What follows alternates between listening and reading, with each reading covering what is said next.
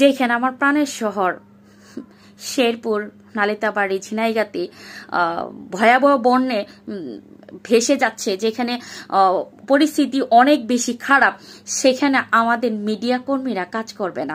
এখানে কাজ করবে না, এখানে এটা কোনো ওরকম কোনো ভাইরাল কোনো এলাকা না, কোনো ওরকম ইনকাম সোর্সও হবে না, হয়তো বা ওরকম কোনো ভাইরাল হতে পারবে না। এদিকে চলতেছে যে পরিমণি হাঁস রান্না করতেছে বৃষ্টির দিনে। এরকম একটা দেশে বসবাস করি আমরা, আসলে বসে আছি, জায়েদ খান দাঁত মাজে নাই, না ব্রাশ করে ঘুমিয়ে পড়েছেন, আর পরিমণি বৃষ্টির দিনে হাঁস রান্না করেছেন। আমরা আসলে এরকম দেশে বসবাস করি, এইসব সংবাদ দেখার মতো মেন্টালিটি রাখি। আর বৃষ্টির দিনে যেমন আমাদের এগুলি কোনো কিছুই পরিবর্তন হবে না, বিশ্বাস করেন কোনো কিছুই পরিবর্তন হবে না। যেমন বিটিভিতে আমরা খবর দেখতাম বাতাবি লেবুর ফলন ভালো হয়েছে, এরকম ভাবে আমাদের মিডিয়া কর্মীরা এরকম ভাবে কাজ করবেন। যেখানে আমাদের বাংলাদেশের মিডিয়া কর্মীদের এখানে এটা নিয়ে নিউজ করার কথা, সেখানে নিউজ হচ্ছে পরিমণি বৃষ্টির দিনে হাঁসের মাংস রান্না করেছেন।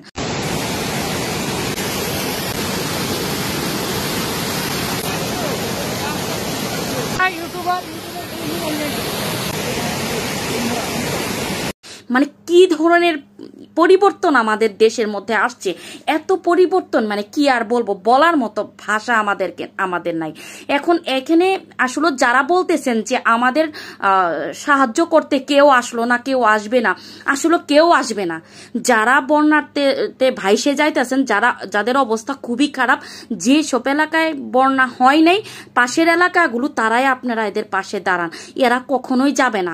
আমার মানে মাথায় ধরে না যে একটা বাংলাদেশে মানে এরকম বন্যায়, ভয়াবহ বন্যায় অবস্থা খুবই খারাপ, যেখানে কোনো সংবাদপত্র কোনোভাবে কোনো কর্মীদের কোনো কিছু নিউজে এটা কোনোভাবেই ওরকম ভাবে আসতেছে না, তাদের মাথায় কাজ করতেছে না। পরিমণি কিভাবে হাঁস রান্না করছে, কত মজা করে রান্না করছে, কিরকম স্টাইলে মানে সে রান্না করতেছে, ওইটা দেখানোর চেষ্টা চলছে। আমাদের সংবাদকর্মীরা হলো এরকম অবস্থা, আমাদের সংবাদের, আমাদের দেশের পরিস্থিতি এরকম।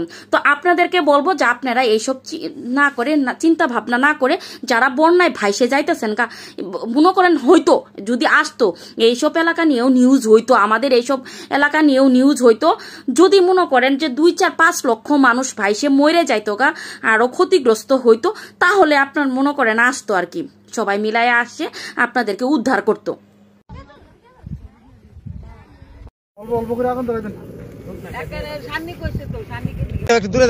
গায়ে লাগবো তো আসলে এই অল্প কিছুতে আসলে ওদের মন ভরে নাই, এগুলোতে আসলে আসবে না। আর এগুলোতে ভিডিও করে বা এরকম ধরনের সংবাদ প্রচার করে আসলে ওদের কোনো বেনিফিট হবে না, সেই জন্য আপনাদেরকে নিয়ে এদের এত মাথা ব্যথা নাই।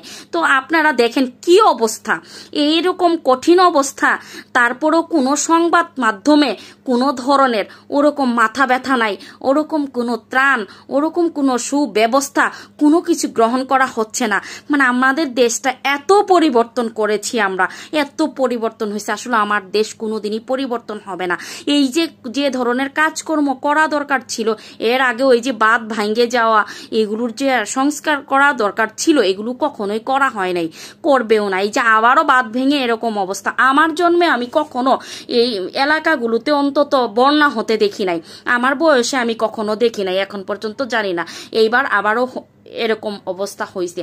তো এখন আপনারা যে এই যে কাজগুলো ঠিক মতো করতেছেন না, এই যে গুরুত্ব দিতেছেন না, মানে এটা আসলে আমাদের দেশের মানুষের কাছ থেকে আর কি আশা করা যায়?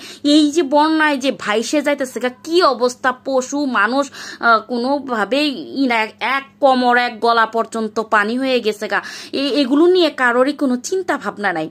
মানে কিরকম একটা দেশে বসবাস করি আমরা, আসলে বসে আছি, জায়েদ খান দাঁত মাজে নাই করি, এইসব সংবাদ দেখার মতো মেন্টালিটি রাখি।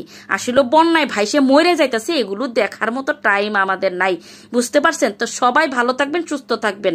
আর যে যেখান থেকে আমার ভিডিওটা দেখছেন, দয়া করে একটু কমেন্ট করেন যে আসলে এখন পরিস্থিতি কেমন আছে, শেরপুরের অবস্থা কেমন, নালিতাবাড়ির অবস্থা কেমন, আর আপনারা আরো বেশি বেশি করে একটু প্রচার করেন, নিজেরাই নিজেদের পাশে দাঁড়ান।